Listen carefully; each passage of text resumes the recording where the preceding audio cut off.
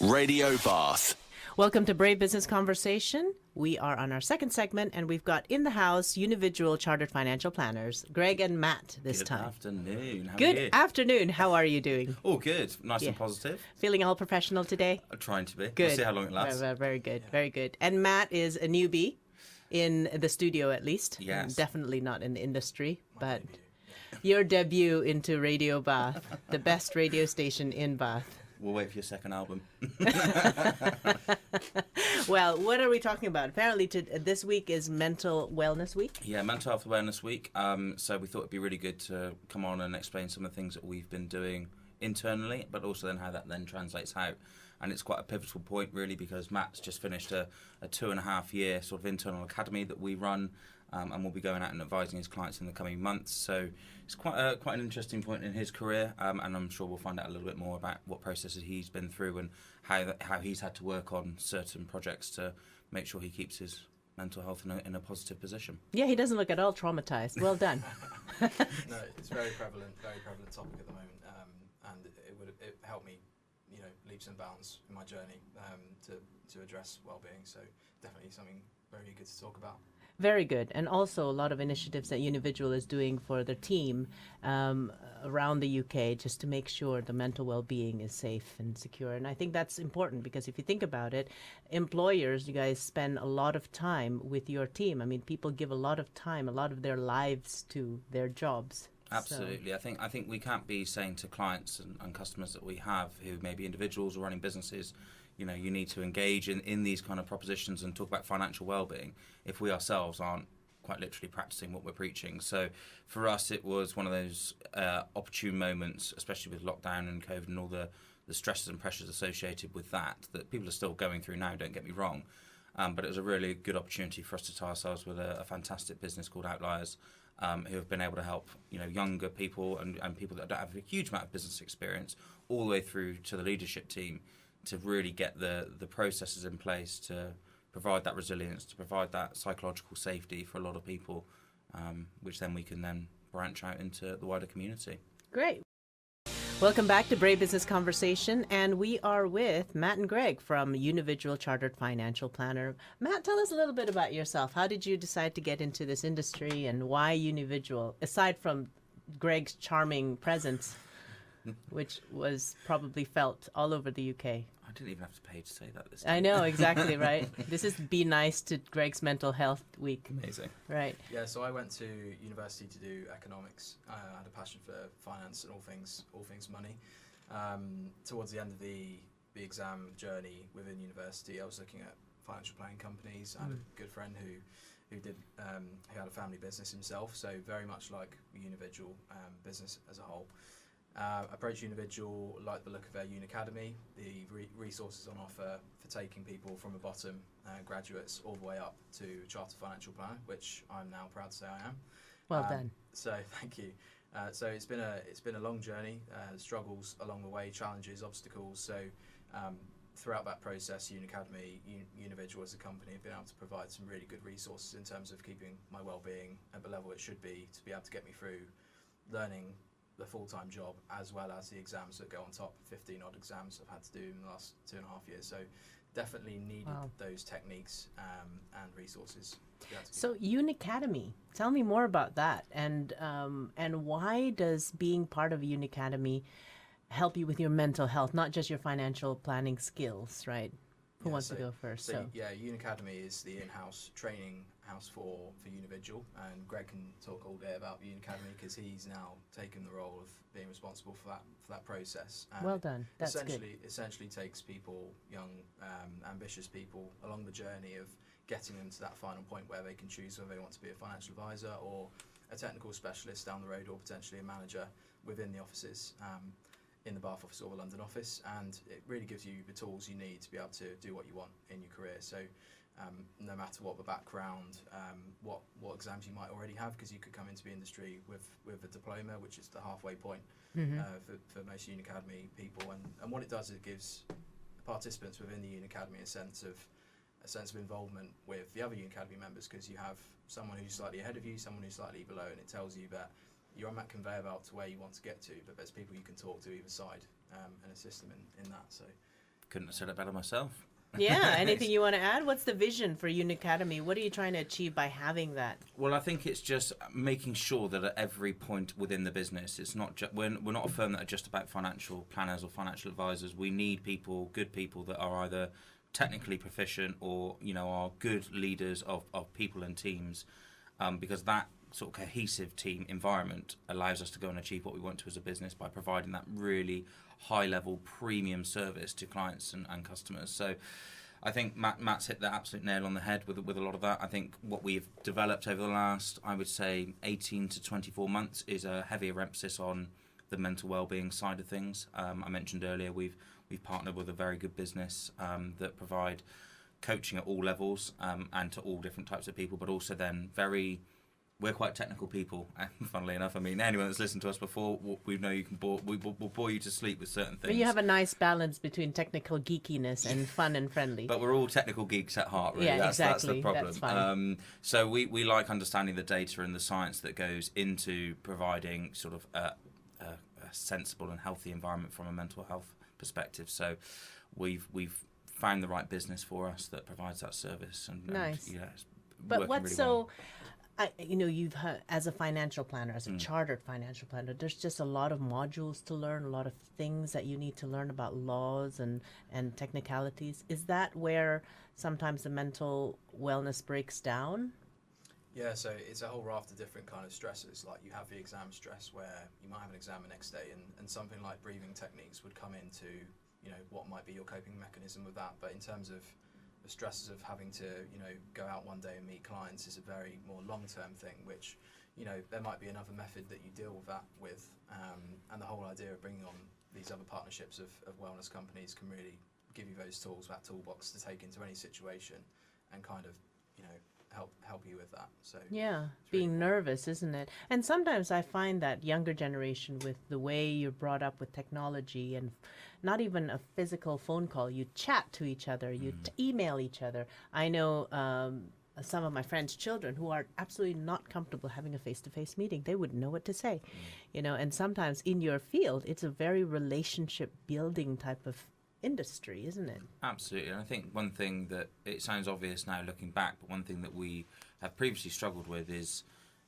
we've always wanted to be very hands-on and help people and get through that. But one thing that we've learned through some of the leadership training that we've gone through is that some people don't want that help. They need it, but they need to find it from other people that aren't their mentors or managers and things like that. So offer it, yes, by all means. But, just because you can see someone struggling doesn't mean you have to almost force them to, engage in the help that you can offer or support that you offer. So I think I hope that the leadership team as a collective have learned a lot from it. I think we have, but also that then provides a real environment where we're trying to focus on this sort of psychological safety for anyone in the business can come to either their line manager, a director, or someone in a completely different department altogether, and have that safety and resilience to be able to go, I'm struggling with this, that, and the other, and I need help, but actually I want it in this way, and that asking for help in the correct way is a really important part of our sort of wellbeing journey and projects that we've got on at the moment. So I guess it's also training or coaching for the leaders to know how to respond in the right way. Absolutely. So I mean, it's well and good that Matt gets trained and helped with that, and then he goes to a leader, and then they completely mess it up. Yeah, well, that's the thing, and we like to view ourselves as a very sort of family orientated business. That's where the roots of the business are. We're far beyond that in size now, but at its core, we are a family business.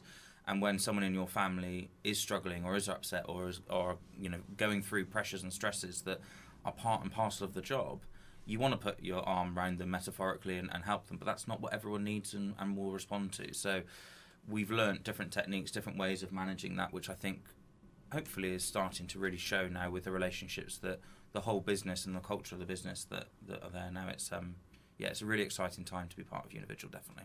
Right, welcome back to Brave Business Conversations. We are with Unividual Chartered Financial Planner. Matt, when you were going through all your training and getting yourself into the industry, what are some of the challenges you faced? Yeah, so it wasn't really specific to the company as a whole all the time. It was also the first job which I kind of had after university. So there are a lot of things like soft skills, answering the phone you mentioned earlier. Like that was something I had to learn, along with making teas and coffees, going on the printer, scanning documents, stuff like that. Day one learning who likes their coffee which way. Yeah, that was one of the key lessons from day one. That's cool. So lots of different skills needed. Soft skills: how to talk to an employer, how to talk to people on the phone, whether it be a provider, a product provider, or another business, or even a client. These are essential bread and butter skills which the Unacademy kind of catered for from day one. Yeah. And is that in the form of training per se, or was it more apprenticeship? So a lot of the skills that people need on a day-to-day, we will have sort of formal training for, whether that's right at the early stages in induction or, as people get to certain sort of, I suppose, stepping stones in that journey. It's not just A to B. There are lots of different breakout points that we have so that we can, naturally have one-on-one reviews and make sure that the journey that people are on is the right one for them, but also the right one for the business as well. So it doesn't feel as if someone has to get from A to B, and if they don't get there, then they failed the journey. There are probably, I would say, about 5 or 6 different points along that 2.5-year period where it's a natural point for a review. And if people need to change, then that's for their own reasons or for ours, then that's encouraged. So a lot of it's learned on the day-to-day, though. I think one of the good things, certainly about the London office, and we're trying to, although we're in a slightly bigger office in Bath, we're trying to create that environment, is it's all open plan, and people can hear the hustle and bustle of business, but also it means that people, well, now Matt is a leader within that London team. People can listen to how Matt talks on the phone, listen to how he conducts himself, and the more junior people within the Unacademy can benefit from Matt's significant experience, but also other people and peers within that in group as well. So it's hopefully a collaborative approach, but there are, as you would imagine, formal sort of training structures in there. More specifically with the sort of wellbeing training, we do have, again, within those break-even points, sections where we will have specific training. So, for instance, we have resilience training. We do spotlight, which sort of understands how you work, what stresses and sort of relaxes you have. But we also then tie that in with leading and lead well training, which also provides training for not only the leadership team, but also the more junior members to the team as well. So lots of different natural points that we have within that environment. Yeah, but with all this training, you're still going to make mistakes, right? And then I guess that's part of the resilience training. What have you learned from the resilience training? Because that's a big topic these days, isn't it? Yeah, in terms of resilience training, it's something which I really needed to work on, like picking yourself up, dusting yourself off after a mistake. I never liked making mistakes when I joined, and that kind of impeded on a lot of progress that I could have been making. So standing up after those training sessions and realising the mistakes I'm making now are only going to better me in the future. It was something that I kind of struggled with at first, but made me realise you need to take a step back to go forward sometimes with things, and that's not just in work, that's in life as well. So many takeaways from those sessions that we've had, which are all part of the package on the Unacademy journey. Yeah, it's interesting. When you hire achievers, they come with a certain package, right? Like, we hate mistakes. Yeah, there's a huge, I think when you've got ambitious people, a common association of that is that people have a fear of failure to a greater or lesser extent. Now, a fear of failure used correctly, and if you've got the right mental resilience to sort of work your way through that, and as Matt said, dust yourself off when you do have those setbacks, that can be a real positive for a lot of people. It can be a real driver, but it can very, very quickly become unhealthy. And again, that's where some of the training really comes in and highlights that, because if we're a business where a lot of people want to make a lot of success for whatever shape or form that looks like, that can very quickly become a very toxic environment if it's not controlled and the right processes aren't in place. So I think it's so refreshing to hear Matt, talking the way he does about the sort of mental resilience, and it's okay to make a mistake. A lot of the mistakes we can control within the business, so it doesn't actually impact on the clients at the end of the day within that training environment. So it's a safe space to make certain mistakes. Obviously there are some which can cause bigger issues in this industry, but while people are learning and developing, that's for the managers to keep an eye on what work's being done and making sure that doesn't actually have a feedback in a negative way to any customers or clients that we have. What's the training for the managers to make sure that they create or they co-create this environment where mental health is cared for? So we had a specific training session called Lead Well, which by its very definition was understanding how to listen to people. Very often we can hear the noise that people are making, but not actually digest the information and the manner in which they're presenting that information to you. Sometimes, calls for help aren't as obvious as they may first appear with others. So I think there's a really large piece on understanding what support you need to give to people dependent on how they're asking for help, if they even are asking for help. It goes back to my point about sometimes there'll be someone that is asking for help, but it's not from yourself. And it's understanding and having the, I suppose, the knowledge and tools and the resilience to be able to go yourself as a leader. It's okay. I'm not taking it personally that this person doesn't want help from me. It's just that they need a slightly different voice or a different approach to how I might manage. You know, I'm quite direct in my management style, a bit like Lewis, so probably Matt and I are quite similar in some ways. But there are other people that need a slightly, softer approach and a bit more of an arm around the shoulder. And that needs to come from someone that understands that sort of approach themselves, because if I try and be that sort of really comforting individual, as much as I'm trying to learn those skills, it doesn't come across as genuine.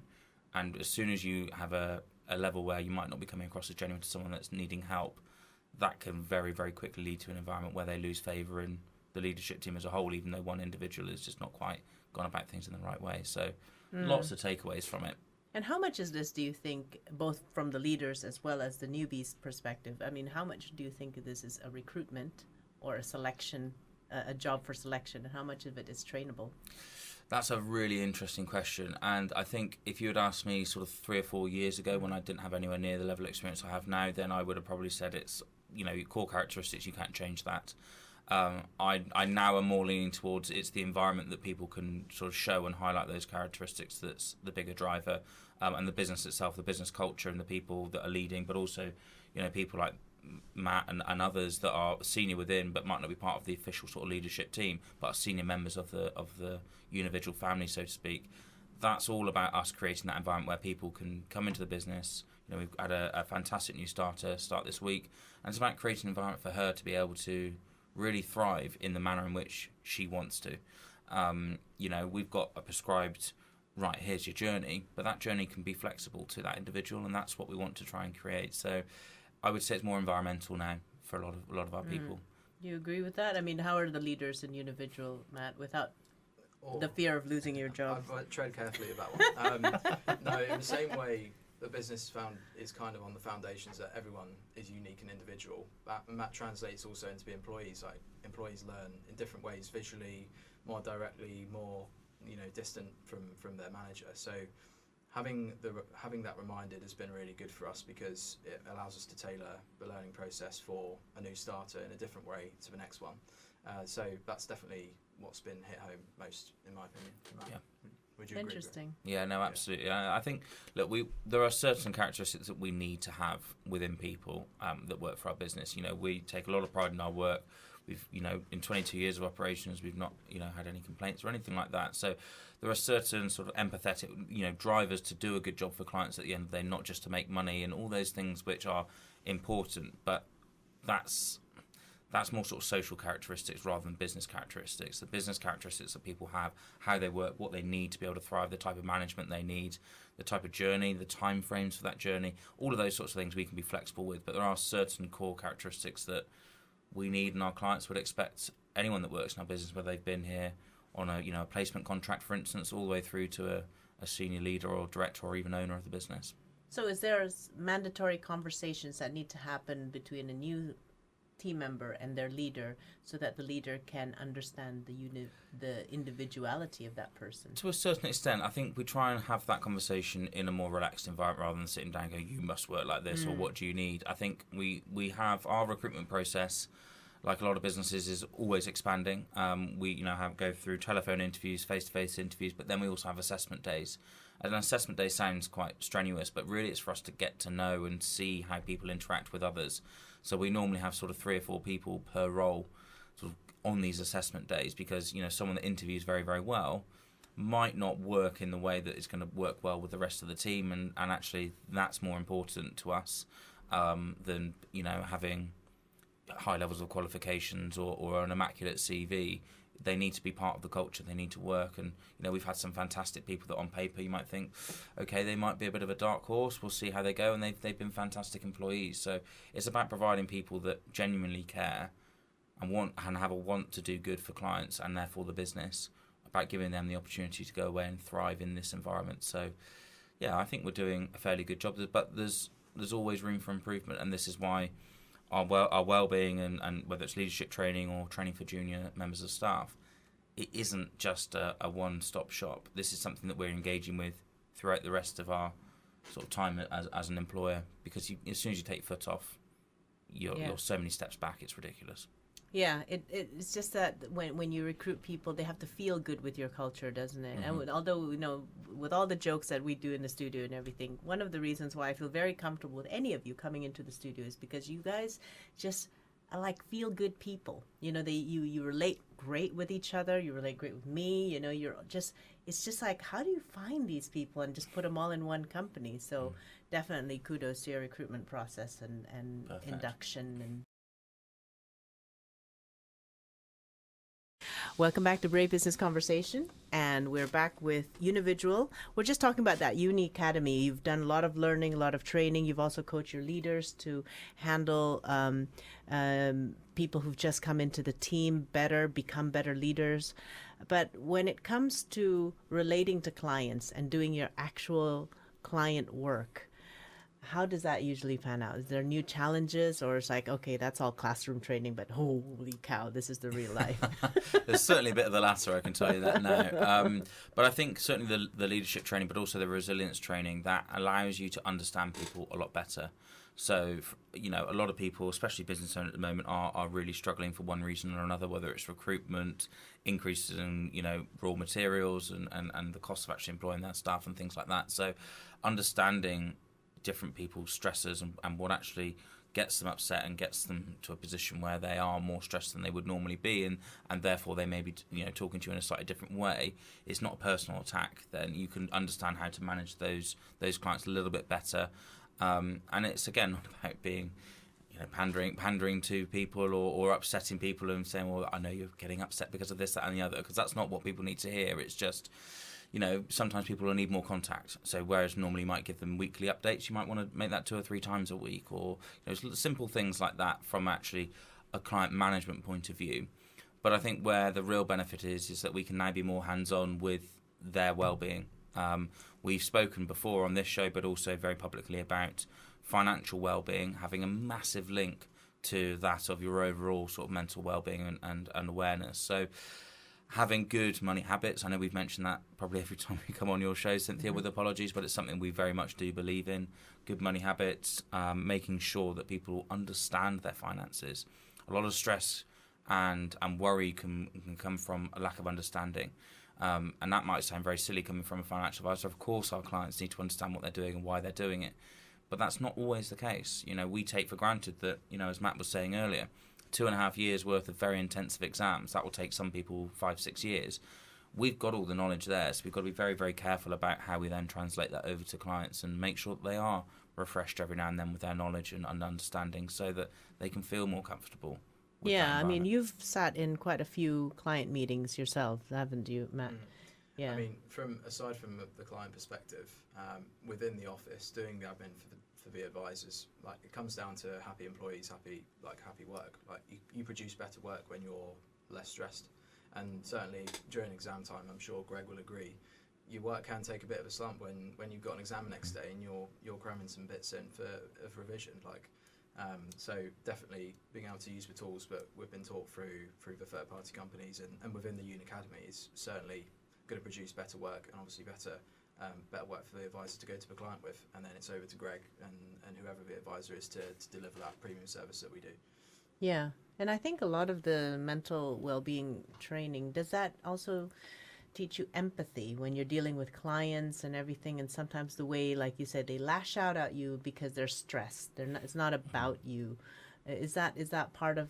Sure, within a team environment, it definitely, because I was fortunate to do a bit of a manager training as well, so it helped me develop as a manager, not just as a colleague, and being empathetic towards your colleagues and their situation. If one of them's got an exam the next day, then you're not going to be as expecting the premium job the same way as you would if they weren't. So it certainly helped me be more empathetic, not just in work but also personal life, and with my director as well. So some people go through peaks and troughs of how stressful their lives are. So being able to identify what they're going through and being able to resonate with that and give them a bit of slack every now and then is something really important for us to do within a team. Yeah, managing your boss as well, yeah. Manage up, as they manage say. up, I definitely they say. need managing up, yeah. Yeah. There's a level of, I think Matt's hit the nail on the head there with a lot of it. It's also the sort of being genuine when you go and offer support or help or even need help. You know, I think one of the big points that came out of, I mean, we joke about people managing up, but managers, you know, directors, owners, they're not immune to stresses of work. If anything, they've got completely different stresses. You know, I know as a leadership team, we worry about, you know, if we have a slump in business for whatever reason, whether it's external pressures like COVID or cost of living increase and things like that, we've got a duty not only to our clients, but also all the employees that we look after and pay. So there's different types of stresses. Now, you would expect that those at the more senior level to have the experience to be able to deal with those better, but that's not always the case. Because as Matt said, sometimes we have social or external pressures that aren't related to work, but bleed into our day-to-day. And it's about having the skills to be able to get through that, really, and support one another on a peer-to-peer, but also sometimes we need support from those that are more junior to us. Yeah, absolutely. And being a business leader myself, I love it when my team understands what I'm going through. Not that I use it as an excuse, but it's like leaders tend to be like Superman or woman to their team, and they don't allow themselves the chance to feel until, you know, somebody lets you feel, and you're just like, oh, I'm so glad you understand what I'm going through. You know, not an excuse, but gosh darn, it's been a hard day. and that's the thing, people are allowed to be vulnerable, and that's one of the resilience pieces that we've worked on. I mean, Lewis, who is one of the most senior people in the business, you know, one of the family members that started the business, he basically did a talk, didn't he, to the whole business a few months back, which was talking about his vulnerabilities. And to have a leader in the business show people that have been there anywhere from a few weeks through to a number of years was, I think, a real milestone for our business. Because actually, if someone like that, who is seen as, you know, we refer to him as a bit of a robot sometimes, because he's just in work, he's just an absolute machine. But to have that ability to go up on stage, and it was difficult for him, I'm sure, but to be that authentically vulnerable was, I think, really a telling point for, you know, people can come to us with problems and issues. If they're happy for it to be the social ones that they have, fine, we'll help them. If it's more sort of business, then absolutely we will definitely help them. And I think, I don't know about you, Matt, but I found that a real pivotal moment in the business. Definitely, for someone that's worked closely with Lewis for a while, definitely was very refreshing. But in terms of being able to see that vulnerability in people, we're all very driven. We all want to do a really, really good job for people. And we kind of realised for the last few years that you don't have to be churning out work as a robot to do that good job. You don't have to be so focused on the now to do that. If you have a long-term perspective, whatever it takes, be vulnerable, use fear the way that you can to do an even better job, then it's a win-win for Unividual if we have that perspective on it. So definitely really productive. Well, a different angle today. We're not giving financial tips per se, but we're just, you know, you're kind of opening up your kitchen to us and just say, this is how we work. You know, this is how amazing you are, actually. Are you hiring? We are. We've pretty much got an open hiring process at the moment. Yes, we do have tranches, but as with a lot of businesses, recruitment is very, very difficult at the moment. But we are hiring, so we have placement opportunities for those that may be at university or college. We have sort of junior sort of positions starting that Academy process. We also have, if you're sort of at that midway and already got, like Matt said, a few exams under your belt and might consider sort of speeding the rate up that you take those, or going down a slightly different route, then we've got those positions available as well. So, you know, by all means, give us a call, get in touch. We've got our email and our numbers on our website. So just, please get in touch if you've got any queries, and we're happy to help. Yeah, just go to Unividual, Unividual. Is it .co.uk? Correct, yeah. Yeah, unividual.co.uk. You can contact the team there. It's been a pleasure having you guys. Thank you very much for having us. Yeah, Matt, thank you for sharing your journey. No and worries, good my luck. pleasure. Thank you. Yeah, Cheers. good luck with that one as well. You know? I need it. There was a point to me there for the listeners. He's got all day with me, actually pretty much all week with me, so yeah. Oh, God. Yeah, wow. Resilience training really comes to play. I'll have to get you a few beers tonight just so you sleep okay, but there you go. I'm sure it's all good. I love dealing with Unividual, and it's good to see the new member of the team. Thank you, Cynthia. Pleasure. Thank you. We'll catch up with Unividual again next week on their next month, on the regular monthly radio show. And we'll wrap up with a bit of a segment about these 2 hours after this. This is Radio Bath. Radio